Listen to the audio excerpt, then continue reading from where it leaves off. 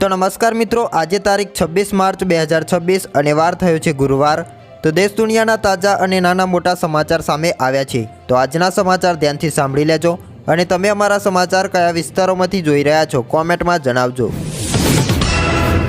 Petrol ડીઝલની કોઈ કમી નથી, હોર્મુઝથી 4 જહાજ ભારત આવવા રવાના, સર્વપક્ષી બેઠકમાં સરકારનો જવાબ। 25 દિવસથી બોટ પર જીવન ગુજારી રહ્યા છે ઈરાનમાં ફસાયેલા ગુજરાતના 72 માછીમારોએ પરત લાવવા સરકારને અપીલ। જમીન સંપાદનનું વળતર અને વ્યાજ નાણાકીય બોજ પર નિર્ભર નથી, સુપ્રીમ કોર્ટનો મહત્વનો ચુકાદો। તો ચંદ્ર પર 20 બિલિયનનો બેઝ બનાવશે નાસા। વાવથરાદના સમાચાર સામે આવ્યા છે। ઊન ગામ ઘર્ષણ કેસમાં ચૌધરી સમાજે કલેક્ટરને આવેદનપત્ર પાઠવી રોષ ઠાલવ્યો, કરી 4 માંગ। ગુજરાત વિધાનસભામાં ગુજકોટક સુધારા વિધેયક પસાર, આતંકવાદના ગુનામાં હવે BNS હેઠળ કાર્યવાહી। વિદેશ જવાનું સપનું પડ્યું મોંઘું, કેનેડા પીઆરના નામે આનંદી યુવતી સાથે ₹40 લાખની છેતરપિંડી, અમદાવાદનો કન્સલ્ટન્ટ ઝડપાયો।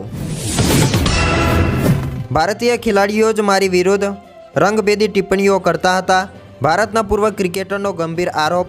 મિત્રો, વિડીયોને લાઇક કરતા જજો। વેરા બિલ મોડા મોકલ્યાને વ્યાજ પણ વસૂલ્યું, ગાંધીનગર મણપાની ઉગાડી લૂંટ સામે રહીશોમાં આક્રોશ। છોટાઉદેપુરના સમાચાર સામે આવ્યા છે। સગર્ભા મહિલાઓને પડતી તકલીફ નસવાડીને તંત્રને દેખાઈ, અધિકારીઓએ ડબ્બા ગામની લીધી મુલાકાત। ચૂંટણી પહેલા સીએમ મમતા આક્રમક, ભાજપ ચૂંટણી પર કર્યો ગંભીર આક્ષેપ। કેન્દ્ર સરકારના 3 મોટા નિર્ણય, દેશમાં 100 નવા એરપોર્ટ અને 200 હેલીપેડ બનાવવાની મંજૂરી। જાણો વિગતવાર। મિત્રો, આવા જ સમાચાર જાણવા માટે ચેનલને સબસ્ક્રાઇબ કરી દેજો। ધારીના દિવાળા ગામ બસ સ્ટેશન પાસે બેઠેલા 6 લોકો પર મધમાખીનો ઝુંડનો અચાનક હુમલો, તમામને હોસ્પિટલમાં ખસેડવામાં આવ્યા। નકલી ડોક્ટરોની હવે ખેર નથી, ગુજરાત વિધાનસભામાં ક્લિનિક એસ્ટાબ્લિશમેન્ટ સુધારા વિધેયક પાસ।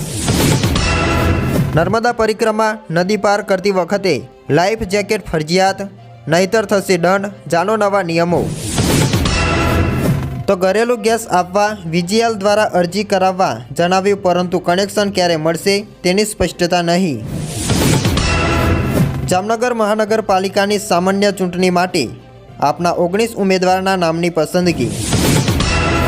ગુજરાત ભાજપે પાર્લામેન્ટરી બોર્ડની કરી જાહેરાત, અનેક વરિષ્ઠ નેતાઓનો સમાવેશ।